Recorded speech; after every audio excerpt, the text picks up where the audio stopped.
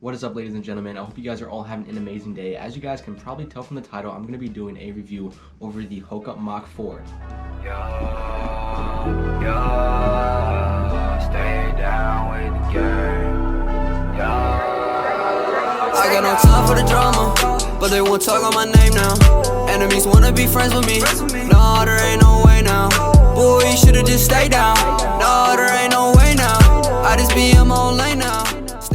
Wow, that definitely does feel weird to say a pair of shoes besides Nike. Now, this is my second pair of Hokas I've ever had in my lifetime. This is actually my first brand new pair of Hokas that I got, and then my third overall shoe that has not been a Nike shoe. So I'm pretty excited to tell you guys about this shoe a little bit more. Now, there are two really big reasons why I wanted to switch shoes. The first reason is I didn't want to get stuck on one pair of shoes. In case that company stopped making that shoe, I really didn't want to have to rely on that shoe. And basically, that shoe was the Nike Next Percent Tempos, as you guys can see right here. Now, these things are pretty beat, but I do still wear them.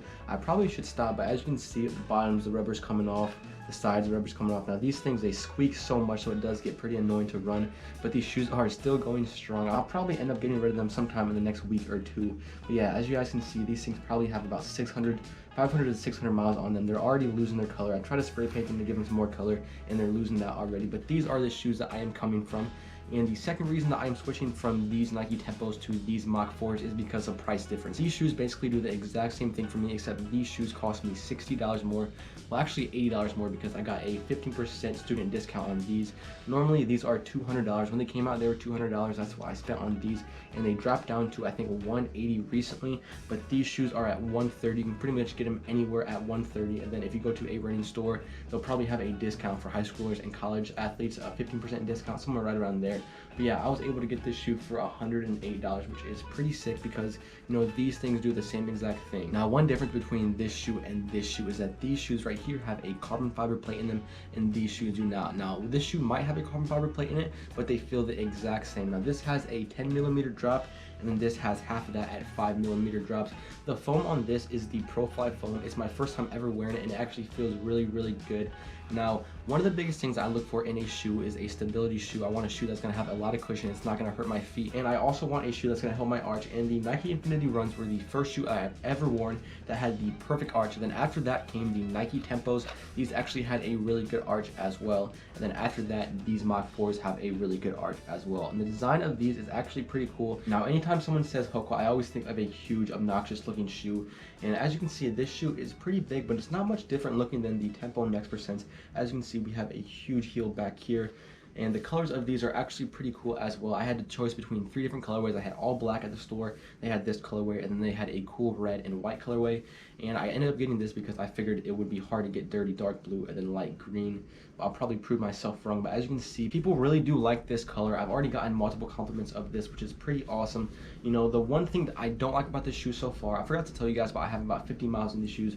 The one thing that I don't like about these shoes is the traction. The traction is not very good. It was sprinkling on a couple of my runs, and it's really hard to run in these. You know, I don't really get why the traction is not that good. It looks like it has pretty good tread on the bottom. I honestly think that the traction on these, even after I've worn them down, are a little bit better than the Mach 4s.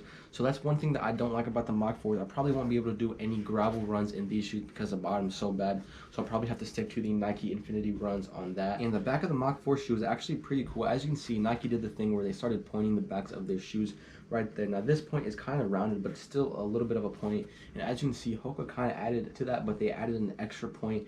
They have a pretty cool design of 2 points, kind of like a U right there. But yeah, I really like that design, and it's pretty cool, and it feels like really aerodynamic and slick, I guess. Now, since this is my first pair of Hokas for a very, very long time, I don't know much about Hoka, so I'm going to pull up an article from Runner's World. It says the Mach 4 is Hoka's best running shoe, and it was in March 4th, 2021 that this was published. So basically it says that the Mach 4 brings a plush comfort we associate with Hoka, along with propulsive energy return for fast days, because who needs a carbon fiber plate? So yeah, that's one of the things about this shoe. It doesn't have a carbon fiber plate, which is becoming pretty uncommon in trainer shoes, believe it or not. It says the weight is 8.2 ounces, and it's a road shoe, $130, like I said, with a 5mm drop. And then it basically just goes on showing a bunch of pros and cons. I'm only going to read the ones I think are important. So basically, 2 pros: slightly curved sole paired with Pro-Fly foam ProMate's propulsive ride, and then incredible lightweight and plush, which I definitely agree with that.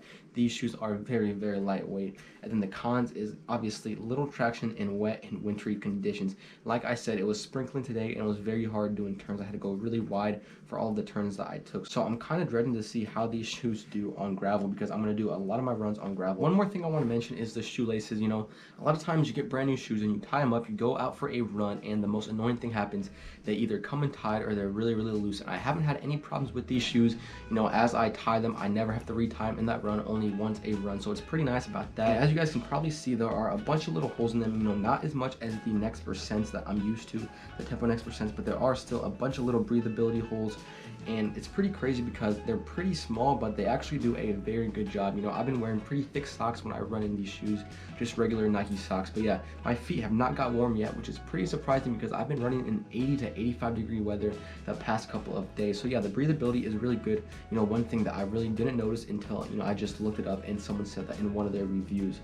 So yeah, definitely a pretty good shoe. Super excited to get some more miles on this shoe. Like I said, I have 50, but next time I see you guys, I probably have closer to 100 or 150. But yeah, you know, that's enough for the shoes. This is a great shoe. You know, I can't recommend it to you guys. You guys got to do your own research, go to the store and try your own shoes. But yeah, thank you to everybody on that YouTube poll that commented on what shoe I should try. I looked at all of the shoes. I've tried multiple shoes, and this shoe was the best shoe that I came across. And one more thing I want to talk to you guys about is right behind me. I don't know if you guys have seen this or not, but a new design to my room. It's a little garment stand from the running store. As you can see, it comes with a glass case where I'm displaying my shoes. I have the Next Percent on the bottom. I have some Yeezys in the middle and a pair of Pegasus signed by Mo Farah on the top. But yeah, definitely a pretty cool thing to sit in the side of my room. And one more thing I want to mention before I go, yes, I have been running, but I haven't been getting many videos because I've been super busy with, you know, getting ready for school. I started a power washing job where, you know, I'm working 6 hours a day and I'm super tired after that. So I come home, take naps, and then run, and basically just repeat that over and over again. So I haven't shown you guys much of my runs, but I do look forward to showing you guys that when school starts and I stop working for, you know, the power washing. So I'll probably be more energized for you guys. But basically, I do want to give you guys a quick update. I think last time I made a video about myself, that was over like 240 miles ago or something right around there. But basically, I was running, I hit like 45 miles a week. Then I got really sick, could barely walk, couldn't run for about 10 days, and then started again at the beginning or the middle of last month. So I hit like 10 miles my first week. It was really bad. And then after that, I think I hit 25, then went up to like 35, then 42, and then last week I just hit 51 miles. So my first 51 mile week, you know, which is actually pretty good. And then this week I should be at about 56 to 60, so I'm super excited about that. Just making sure I'm taking care of my body, getting ready to start the season, you know, in a couple more weeks. So I'm super excited about that. Training's going really good, so I can't wait to make some more videos and update you guys about that. I might also be trying to get a job at a running store sometime pretty soon, so that means more running videos for you guys, and obviously some more shoe reviews for you guys. So yeah, that's all of the things I wanted to talk to you guys about today. Thank you guys so much for watching the video. I will see you guys in the next video. Stay safe and stay blessed. Peace, guys.